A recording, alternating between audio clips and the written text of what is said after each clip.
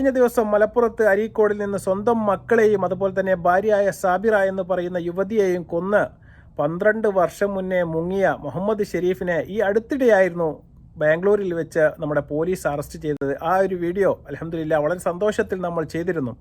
എന്നാൽ അതുമായി ബന്ധപ്പെട്ട് ഇപ്പോൾ സാബിറയുടെ അല്ലെങ്കിൽ ഉപ്പയുടെ പ്രതികരണം ഇപ്പോൾ ലഭ്യമായിട്ടുണ്ട്. ആ ഉപ്പ പറയുന്ന വാക്കുകൾ തീർച്ചയായിട്ടും വളരെ സന്തോഷം പകരുന്ന വാക്കുകളാണ്. അദ്ദേഹം പറയുന്നുണ്ട്, ഇദ്ദേഹം പിടിക്കപ്പെടുമെന്ന് വിചാരിച്ചിരുന്നു എന്നുള്ള ചോദ്യത്തിന് അദ്ദേഹം പറയുകയാണ്, ഇവിടെ പിടിക്കപ്പെട്ടിട്ടില്ലെങ്കിലും എനിക്ക് വിഷമമില്ല. അള്ളാഹുവിൻ്റെ കോടതിയിൽ തീർച്ചയായിട്ടും അദ്ദേഹം പിടിക്കപ്പെടുമെന്ന് എനിക്ക് ഉത്തമമായ ബോധ്യമുണ്ടായിരുന്നു എന്നാണ് അവരുടെ ഉപ്പ പറഞ്ഞത്. അതുതന്നെയാണ് ഞാൻ ഈ വീഡിയോ ചെയ്യാനുള്ള പ്രധാനപ്പെട്ട കാരണം. നമ്മളൊക്കെ ചെറിയ കാരണത്തിന് നമ്മൾ പടച്ചവനെയും നമ്മുടെ ദൈവത്തെയും എല്ലാം തള്ളിപ്പറയുന്ന ചില ആൾക്കാരുണ്ട്. അത്തരത്തിൽപ്പെട്ട ആൾക്കാർക്ക് വേണ്ടിയാണ്. കാരണം അത്രയും സ്നേഹിക്കുന്ന അല്ലെങ്കിൽ അത്രയും വേണ്ടപ്പെട്ട സ്വന്തം മകൾ നഷ്ടപ്പെട്ടിട്ടും ഇവിടുത്തെ പോലീസിന് 12 വർഷമായി പിടിതരാതെ മുങ്ങി നടക്കുന്ന ആ പ്രതിയെ ഇനി നമ്മുടെ പോലീസ് പിടിച്ചിട്ടില്ലെങ്കിലും പടച്ചവൻ്റെ കോടതി തീർച്ചയായിട്ടും ശിക്ഷിക്കപ്പെടുമെന്നുള്ളൊരു ഉത്തമ വിശ്വാസത്തിലാണ് ആ ഉപ്പ ഇത്രയും കാലം ജീവിച്ചത് എന്നുള്ളതാണ്. നീതിക്ക് വേണ്ടിയിട്ട് മുട്ടാത്ത വാതിലുകളില്ല എന്നുള്ളതാണ്. എല്ലാ വാതിലുകളും പോയി മുട്ടി തിരിച്ചു വരികയാണ് ആ ഉപ്പ ചെയ്തത്. അതിനുശേഷം സ്വന്തം നിലക്ക് ഈ വൃത്തികെട്ടവനെ തേടിയിട്ട് ഒരുപാട് അലയുകയും ചെയ്തു. എന്നിട്ടും യാതൊരു വിവരവുമില്ലാതെ ആയപ്പോഴാണ് തവക്കൽത്തു അലല്ലാ എന്ന് പറഞ്ഞിട്ട് ആ ഉപ്പ അവിടെ നിർത്തിയത്. ആ നിർത്തിയിടത്തിൽ വെച്ച് ഇപ്പോൾ രണ്ടാമതും അദ്ദേഹത്തിൻ്റെ മുന്നിലേക്ക് തന്നെ നമ്മുടെ കേരള പോലീസ് എത്തിച്ചു കൊടുത്തിരിക്കുകയാണ്. ഇപ്പോൾ അദ്ദേഹം കർണാടകയിൽ നിങ്ങൾ വിചാരിച്ച പോലെയൊന്നുമല്ല, മറ്റൊരു ഭാര്യയെ കെട്ടി, അതും കൽക്കത്തക്കാരിയായ ഒരു ഭാര്യയെ കെട്ടി, അതിലും 2 മക്കളുണ്ട്. വളരെ സുഖലോലുപനായിട്ട് അവിടെ ഇങ്ങനെ ജീവിച്ച് നടക്കുകയായിരുന്നു. ആ സമയത്താണ് ഇടുത്തിയെ പോലെ കേരള പോലീസിൻ്റെ മുമ്പിൽ അദ്ദേഹം പെടുന്നതും അതുപോലെ തന്നെ അറസ്റ്റ് ചെയ്ത് ഇപ്പോൾ അദ്ദേഹത്തെ കേരളത്തിൽ എത്തിച്ചിട്ടുള്ളതും എന്നുള്ളത് വളരെ സന്തോഷകരമായ ഒരു കാര്യം തന്നെയാണ് ഇദ്ദേഹം ചെയ്തത് എന്ന് പറയുമ്പോൾ നിങ്ങൾ ഇത് ആദ്യമായിട്ട് വീഡിയോ കാണുന്നവർക്ക് വേണ്ടി പറയുകയാണ്. കാരണം സ്വന്തം ഭാര്യയെ കൊല്ലാനുണ്ടായ പ്രധാനപ്പെട്ട കാരണം എന്ന് പറയുന്നത് ആ ഉപ്പ ആ മകളെ കല്യാണം കഴിച്ച് പറഞ്ഞയച്ചത് 50 പവൻ സ്വർണം സ്ത്രീധനമായിട്ട് കൊടുത്തിട്ടാണ്. ആ 50 പവൻ സ്വർണവും ഈ വൃത്തികെട്ടവൻ എടുത്ത് വിൽക്കുകയും അതിനുശേഷം അത് പോരാഞ്ഞിട്ടാണ് സ്വന്തം ഭാര്യയുടെ പേരിൽ 10 ലക്ഷം രൂപയുടെ പോളിസി എടുത്തതിന് ശേഷം അത് കിട്ടാൻ വേണ്ടിയിട്ടും അതുപോലെ തന്നെ മറ്റൊരു വിവാഹ ബന്ധത്തിൽ ഏർപ്പെടാൻ വേണ്ടിയിട്ടുമാണ് ഈ ഭാര്യയെ കൊന്നത് എന്ന് നിങ്ങൾ ആലോചിക്കണം. കാരണം ഇവർ തമ്മിൽ യാതൊരു അഭിപ്രായ വ്യത്യാസവും ഉണ്ടായിരുന്നില്ല എന്നാണ് ഉപ്പ പറയുന്നത്. അത്തരത്തിൽപ്പെട്ട എന്തെങ്കിലും ഒരു കാര്യം അറിയുമെങ്കിൽ തീർച്ചയായിട്ടും ഞങ്ങൾ ഇടപെടുമായിരുന്നു. അങ്ങനത്തെ ഒരു പ്രശ്നവും ഉണ്ടായിരുന്നില്ല. ഒരു ദിവസം പെരുന്നാൾ തലേന്ന് ഡ്രസ്സ് എടുക്കാൻ വേണ്ടിയിട്ട് മകളെയും കുട്ടികളെയും കൂട്ടിക്കൊണ്ട് കോഴിക്കോടേക്ക് പോവുകയാണ്. മലപ്പുറത്ത് നിന്ന് അവിടെ ഡ്രസ്സ് കിട്ടായിട്ടല്ല, അദ്ദേഹത്തിൻ്റെ പ്ലാനിങ് ആണ്. മലപ്പുറത്ത് നിന്ന് കോഴിക്കോടേക്ക് വണ്ടിയെടുത്ത് പോകുന്നു. അതും 2 കാറുള്ള വ്യക്തിയാണ് ഈ മുഹമ്മദ് ഷെരീഫ് എന്ന് പറയുന്ന വൃത്തികെട്ടവൻ. അതിൽ കയറാതെ ബൈക്കിൻ്റെ മുകളിൽ കയറ്റി കൊണ്ടുപോകുന്നു. തിരിച്ചു വരുന്ന സമയത്ത് എടവണ്ണപ്പാറ റൂട്ടിലെ പെരുമ്പറമ്പിൽ എന്ന് പറയുന്ന സ്ഥലത്ത് വെച്ചിട്ടാണ് വെള്ളക്കെട്ടിലേക്ക് ഈ ബൈക്ക് ഇടിച്ചിറക്കുന്നത്. അതിനുശേഷം 2 മക്കളും ഉമ്മയും മരണപ്പെട്ടു എന്ന് 100% ഉറപ്പ് വരുത്തിയതിന് ശേഷമാണ് അയൽവക്കത്തെ വീട്ടിൽ പോയിട്ട് എൻ്റെ ഭാര്യയും മക്കളും കുളത്തിലേക്ക് വീണു എന്ന് പറഞ്ഞുകൊണ്ട് അലർച്ചയും അതുപോലെ തന്നെ ആർപ്പുവിളിയും എല്ലാം ഉണ്ടാക്കിയത്. അതിനുശേഷം നാട്ടുകാർ വന്ന് തെരച്ചിൽ നടത്തുന്ന സമയത്ത് 3 പേരുടെയും മരിച്ച മൃതശരീരമാണ് അവർക്ക് അവിടെ നിന്ന് കണ്ടെത്താൻ വേണ്ടി സാധിച്ചത്. അതിലെല്ലാം പിടിച്ചു നിന്നുകൊണ്ട് അതിനുശേഷം പോലീസ് അറസ്റ്റ് ചെയ്തപ്പോൾ ഈ മാസം ജയിലിൽ കിടന്ന മനുഷ്യനാണ് അവിടുന്ന് ഹൈക്കോടതിയിൽ പോയി ജാമ്യം എടുത്ത് തിരിച്ചിവിടെ നിന്ന് പൊങ്ങിയത് നമ്മുടെ കർണാടകയിലാണ് എന്നുള്ളതാണ്. അതിനുശേഷം അവിടെ ഒരു ടാക്സി ഡ്രൈവറായിട്ട് ജോലി ചെയ്ത് വളരെ സന്തോഷത്തോടു കൂടി ജീവിച്ചു വരികയാണ്. അതുപോലെ തന്നെ ഈ ഒരു ക്രിമിനൽ സ്വഭാവം അദ്ദേഹം അവിടെ നിന്നും കൈവിട്ടിട്ടില്ല എന്നുള്ളതാണ്. കാരണം അവിടെയും ഈ പിടിച്ചുപറി കേസുമായി ബന്ധപ്പെട്ട് ഇപ്പോഴും 2-3 കേസുകളുണ്ട്. KSRTC ബസ്സിലെ ഡ്രൈവറെ പിടിച്ചിട്ട് സ്വർണം കവർന്ന കേസിലും അദ്ദേഹം പ്രതിയാണ് എന്നുള്ളതാണ്. ഏതായാലും ആ ഒരു കാര്യത്തിൽ നമ്മുടെ സാബിറയുടെ ഉപ്പ തീർച്ചയായിട്ടും നമ്മുടെ യൂട്യൂബറായ ഫക്രുദ്ദീൻ പന്താവൂർ എന്ന് പറയുന്ന അദ്ദേഹവുമായി നടത്തിയ ഒരു സംഭാഷണത്തിന്റെ ഏതാനും പ്രധാനപ്പെട്ട ഭാഗങ്ങൾ നമുക്ക് ആദ്യമായിട്ടൊന്ന് കേൾക്കാം. ഒരു വിഷയത്തിൽ ഇപ്പൊ ഇയാളെ പിടികൂടിയപ്പോൾ എന്താണ് നിങ്ങളുടെ ഒരു പ്രതികരണം? കാരണം ഇത്രയും വർഷങ്ങളായിട്ട് നിങ്ങൾ പ്രാർത്ഥനയോടുകൂടി കാത്തിരിക്കുന്നല്ലോ. പ്രതികരണം നല്ലത് തന്നെയല്ലേ. നമുക്ക് ബുദ്ധിക്കാന്നല്ല നമ്മളിതുവരെ നിങ്ങളിങ്ങനെ പ്രതീക്ഷിച്ചിരുന്നോ ഇയാളെ കിട്ടുന്നുള്ളത്? ഇയാളെ കിട്ടും എന്നുള്ളൊരു പ്രതീക്ഷ നമുക്ക് ഏതായാലും ഉണ്ട്. ഇവിടെ കിട്ടിയില്ലെങ്കിലും വേറെ ഒരിടത്ത് ഏതായാലും കിട്ടുന്നില്ല. പടച്ചവന്റെ കോടതിയിൽ എന്തായാലും കിട്ടുമല്ലോ. അവിടെ ഏതായാലും കിട്ടുന്നുള്ള ഒരു പ്രതീക്ഷ ഏതായാലും. എങ്ങനെയാണ് ഇത്ര ഇയാള് ഒളിച്ചുമാറി നിൽക്കാൻ ഒരു സാഹചര്യം ഉണ്ടായത്? ഇതിന് പോലീസുകാർ പറഞ്ഞോ? പോലീസുകാരെന്തേലും പറഞ്ഞോ ഇയാൾക്ക് ഇങ്ങനെ ഇത്രയും കാലം? പോലീസുകാരെ കാണാൻ ഇന്നലെ പോയിട്ട് കണ്ടിട്ട് നിങ്ങൾ ഇയാളെ നേരിട്ട് കണ്ടോ മുഹമ്മദ് ഷെരീഫിനെ?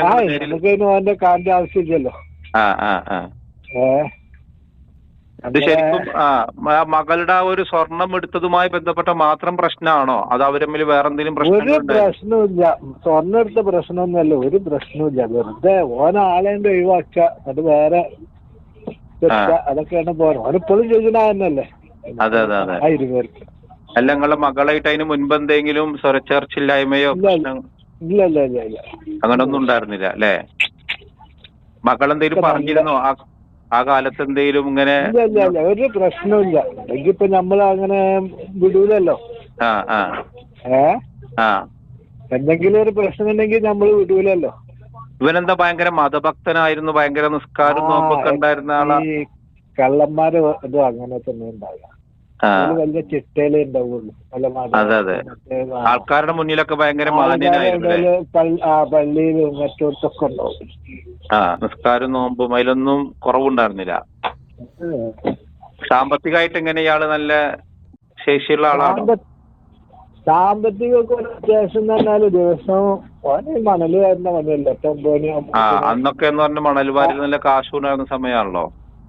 10-12 9 ആകുമ്പോഴത്തേനും അവന്റെ പണിയൊക്കെ കഴിച്ച് പിന്നെ അവിടെ പിന്നെയും പണി തന്നെയാണ്. എങ്ങനെയായാലും പണിയൊക്കെ നല്ലോണ്ട്. എന്നാലും ഒരു പൈസ വലിയില്ല. എന്താ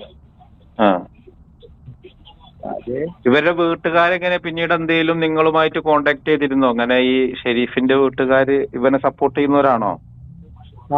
സപ്പോർട്ട് ചെയ്യാൻ ആ സപ്പോർട്ടിൽ തന്നെയല്ലേ ഇപ്പൊ നിന്നത്. അത് ശരി, അവരെ സപ്പോർട്ട് ഉണ്ട് അല്ലേ ഇങ്ങനെയൊക്കെ ചെയ്തിട്ടും? അതുണ്ടാവുമല്ലോ.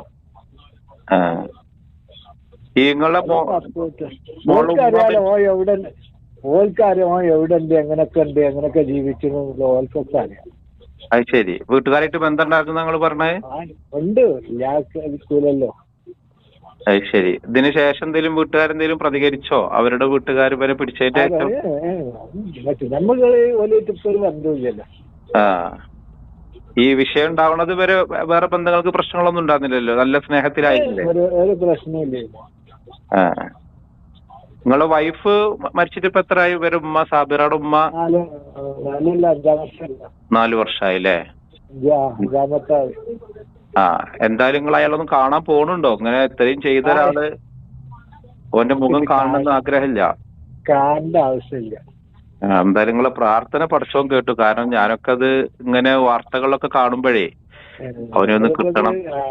ഇത്രയും കാലം ഇങ്ങനെ നമ്മള് കണ്ടമാനം ഇങ്ങനെ തെരഞ്ഞാണ് എല്ലാ ഭാഗത്തും. പിന്നെ അവസാനം തെരച്ചിൽ ഒഴിവാക്കി കിട്ടുന്നതാ.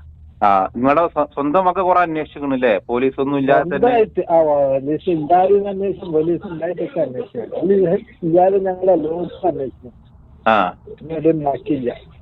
നിങ്ങളുടെ മറ്റേ കുടുംബക്കാരൊക്കെ നിങ്ങളെ സഹായിച്ചിരുന്നു അങ്ങനെ അന്വേഷിക്കാൻ വേണ്ടിട്ടൊക്കെ? അന്വേഷിച്ചാൽ നമ്മളെ വരുന്ന ആളെന്തായാലും ഒരിപ്പോഴും ഉണ്ടില്ല. ഇപ്പൊ ഞങ്ങൾ ഇന്നലെ മഞ്ചേരി പോയി പോലൊക്കെ ഉണ്ടായിരുന്നു. ഇയാളിപ്പോ ഏത് ജയിലിലപ്പോ ഉള്ളത്? മഞ്ചേരി സബ് ജില്ലാ ജയിലിലാണോ? മഞ്ചേരിയാണ് ഉള്ളത്. ഇനി ഇയാൾക്കൊരു ജാമ്യം കിട്ടുന്ന ഒരു സാഹചര്യം ഉണ്ടാവോ? ഉണ്ടാവില്ല വിചാരിച്ചൊന്നുമില്ല. അറിയില്ല. ഇപ്പം ഇവിടുന്ന് അല്ലെങ്കിലും കിട്ടിയില്ലല്ലോ. ഹൈക്കോടതി പോയി വാങ്ങിയതാണ് അത് അന്നല്ലേ? അന്ന് ഇവനക്ക് ഹൈക്കോടതി പോയിട്ട് ജാമ്യം കിട്ടാൻ എന്താ കാരണം? കിട്ടാനെന്താ അത് ശരിക്കുള്ള ഒരു ഇത് നമുക്ക് കിട്ടിയിട്ട് തന്നെയല്ലേ. ജാമ്യം എടുത്തത് തന്നെ നമ്മൾ അറിഞ്ഞിട്ടില്ല. ഇവനക്ക് ഏതൊരു രാഷ്ട്രീയ പാർട്ടികളുടെ പിന്തുണ ഉണ്ടോ? രാഷ്ട്രീയ പാർട്ടികളുടെ പിന്തുണ ആരെങ്കിലും ഉണ്ടോ? ഓൾക്കോ? ഓൾക്കുണ്ട്. ഓൾക്ക് അതിന്റെ ആൾക്കാർ തന്നെ ഉള്ളത്. ആരുടെ മുഹിമ പോലെ ആൾക്കാർ തന്നെ ഉള്ളത്. ഏത് രാഷ്ട്രീയ പാർട്ടിയാ? ഓന് എല്ലാവരും അവർക്ക് സപ്പോർട്ടിങ് ഉണ്ട്, അനുകൂലമാണല്ലേ? അവരിപ്പോഴും അവകാശപ്പെടുന്നത് അവൻ ചെയ്തതല്ലാന്നാണോ? അത് ഓൾക്ക് അറിയില്ല. ഓന് ഇതല്ലാതെ വേറെ ആ സമയത്ത് ആര് ചെയ്യാനാ? തന്റെ രാത്രി എന്തെങ്കിലുമൊക്കെ ആര് ചെയ്യാനാണത്? എന്തായാലും നിങ്ങളെ മകൾക്ക് നീതി അപ്പൊ ആദ്യം ഇവിടുന്ന് വർഷിച്ചു കിട്ടിയ അങ്ങനെ പോയതാണ്, കൊണ്ടുപോയതാ.